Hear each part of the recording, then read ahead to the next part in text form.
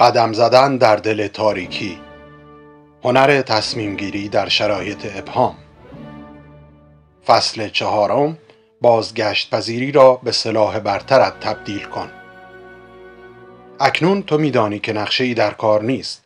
قطب نمای درونیت را ساخته‌ای و یاد گرفته‌ای که به ترست نه، بلکه به غریزت گوش سپاری. اما یک سوال اساسی باقی می‌ماند. اگر اشتباه کنی چه اتفاقی می‌افتد؟ این پرسش همان چیزی است که همچنان مانند زنجیری بر پای بسیاری از ما باقی مانده است. امروز این زنجیر را برای همیشه پاره می‌کنیم. امروز یاد می‌گیری که چگونه تصمیم گیری کنی که اشتباهات نه تنها ویرانگر نباشند، بلکه به بخشی از فرایند یادگیری تو تبدیل شوند. این فصل درباره بازی با مداد است، نه با خودنویس.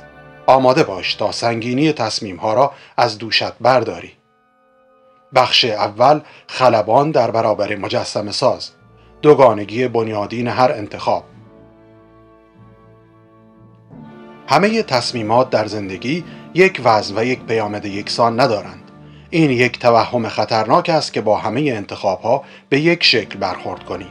برای رهایی از فلج تصمیم گیری باید یاد بگیری که هر تصمیمی را در یکی از این دو دسته قرار دهی: پروژه آزمایشی یا مجسمه مرمرین. تصمیمات پروژه آزمایشی قابل بازگشت، قابل تنظیم و قابل اصلاح هستند. مانند یک طرح اولیه، یک نمونه آزمایشی یا یک نسخه بتا. اگر این تصمیمات اشتباه از آب درآیند، می توانی به راحتی مسیرت را تغییر دهی. عقب گرد کنی یا جهت جدیدی را انتخاب کنی. هزینه خطای چنین تصمیماتی پایین است. در سوی مقابل، تصمیمات مجسمه مرمرین تقریباً قطعی و غیر قابل بازگشت هستند. مانند تراشیدن یک تکه مرمر. هر ضربه‌ای که میزنی برای همیشه اثرش باقی میماند. این تصمیمات پیامدهای بزرگ و مادام العمر دارند و بازگشت از آنها بسیار پرهزینه و اغلب غیر ممکن است. حقیقت شگفت‌انگیز این است که حدود 95% از تصمیمات تو در زندگی از نوع پروژه آزمایشی هستند، اما ترس آنها را در ذهن تو به مجسمه‌های مرمرین تبدیل می‌کند. سارا را در نظر بگیر که از شغل خود ناراضی است. یک فرصت شغلی جدید در یک شهر دیگر به او پیشنهاد شده است. بر اساس رویکرد مجسمه ساز که رویکردی فلج کننده است، سارا استعفا می دهد. خانه‌اش را در شهر خود می فروشد، همه دارایی‌هایش را حراج کرده و به شهر جدید نقل مکان می کند. این یک تصمیم از نوع مجسمه مرمرین است. بازگشت از آن بسیار دشوار و پرهزینه است. سنگینی بار این تصمیم سارا را فلج می کند. اما بر اساس رویکرد خلبان که یک رویکرد آزادی بخش است، سارا از کارفرمای جدید درخواست می کند که 6 ماه اول را به صورت دورکاری یا با یک قرارداد آزمایشی آغاز کند. همزمان خانه‌اش را نمی فروشد، بلکه آن را برای مدت 6 ماه اجاره می دهد. او به شهر جدید سفر می کند و یک سویت مبله برای 1 ماه اجاره می کند تا حال و هوای شهر و شرکت را بسنجد. این یک پروژه آزمایشی است.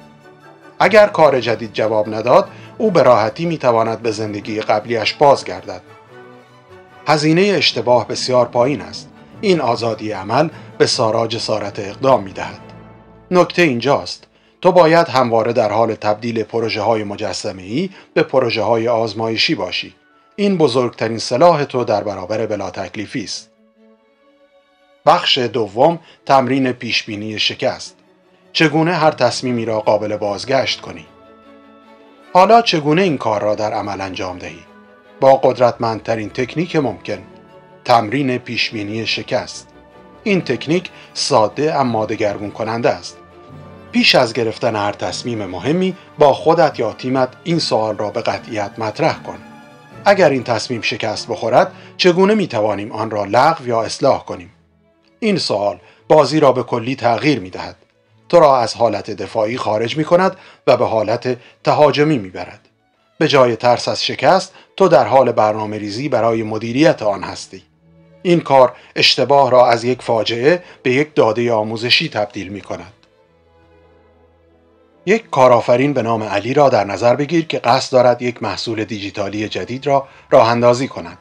رویکرد سنتی این است: ماه‌ها وقت و سرمایه صرف توسعه کامل محصول کرده و سپس آن را با یک کمپین بزرگ به بازار عرضه کند. اگر محصول شکست بخورد، ضرر مالی و زمانی او بسیار سنگین خواهد بود. اما علی از تمرین پیشبینی شکست استفاده می کند.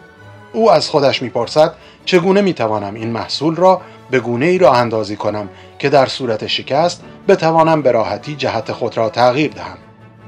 پاسخ او این می شود: به جای ساخت محصول کامل، یک حداقل محصول قابل عرضه با کمترین ویژگی های ضروری تولید می کند. آن را تنها به یک بازار کوچک و خاص عرضه می کند تا بازخورد بگیرد. بودجه تبلیغات را به شدت محدود می کند تا در صورت عدم استقبال ضرر کمی متحمل شود. از ابتدا یک برنامه جایگزین یا پلن بی دارد. اگر محصول جواب نداد، کدهای آن را می تواند برای یک محصول کاملا متفاوت اما در همان صنعت استفاده کند. با این کار تصمیم علی از یک مجسمه مرمرین پرهزینه به یک پروژه آزمایشی کم هزینه تبدیل می شود. او اکنون با آرامش خاطر و اشتیاق بیشتری می تواند محصولش را راه اندازی کند، زیرا می داند که حتی شکست نیز درس‌های ارزشمندی به او می دهد و او را ورشکسته نمی کند. بخش سوم، تقدم چابکی بر کمال، مزیت رقابتی نهایی تو. در شرایط بلا تکلیفی، سرعت و چابکی در تصمیم گیری به مراتب از دقت و کمال مهمتر است. چرا؟ زیرا جهان با سرعت در حال تغییر است. یک تصمیم کامل که دیر گرفته شود، ارزشش را از دست می دهد. اما یک تصمیم خوب که سریع گرفته شود و بتوان آن را سریعاً اصلاح کرد، یک مزیت رقابتی بزرگ ایجاد می کند. جمله کلیدی این فصل را به خاطر بسپار: چابک باش، نه کامل. این یک شعار انگیزشی نیست، یک استراتژی برنده است. وقتی تو در حال آزمایش سریع، یادگیری سریع و اصلاح سریع هستی، رقبای تو که منتظر تصمیم کامل هستند را پشت سر می‌گذاری. آنها هنوز در حال تحلیل هستند، در حالی که تو در حال اجرای نسخه دوم طرح خودت هستی. دو رستوراندار را در یک خیابان در نظر بگیر. رستوراندار اولی به شکلی وسواسگونه محتاط است. او برای تغییر منوی خود ماه‌ها وقت صرف می‌کند. از ده‌ها متخصص نظر می‌گیرد. یک تحقیق بازار کامل انجام می‌دهد. او به دنبال منوی کامل است. در این فاصله سلیقه مشتریان تغییر می‌کند و کسب و کارش رو به افول می‌گذارد. رستوراندار دوم فردی نوآور و چابک است. او هر 2 هفته یک آیتم جدید و محدود به منوی خود اضافه می‌کند. او به طور مستقیم بازخورد مشتریان را می‌گیرد. اگر یک ایده مورد استقبال قرار نگرفت، آن را از منو حذف می‌کند و چیز جدیدی را امتحان می‌کند. او به دنبال محصولات کامل نیست، به دنبال محصولات محبوب است. او به سرعت خود را با سلیقه بازار تطبیق می‌دهد و همیشه پیشتاز است. کدام یک موفق‌تر خواهند بود؟ پاسخ واضح است. در دنیای مبهم امروز، توانایی حرکت سریع و اصلاح مسیر بسیار ارزشمندتر از حرکت کند با یک نقشه ظاهراً کامل است. پس 3 سلاح استراتژیک این فصل را فراموش نکن. 1. پروژه آزمایشی بساز. 95% تصمیماتت قابل بازگشت هستند. آنها را مانند یک خلبان هدایت کن، نه مانند یک مجسمه ساز. 2. شکست را پیش بینی کن.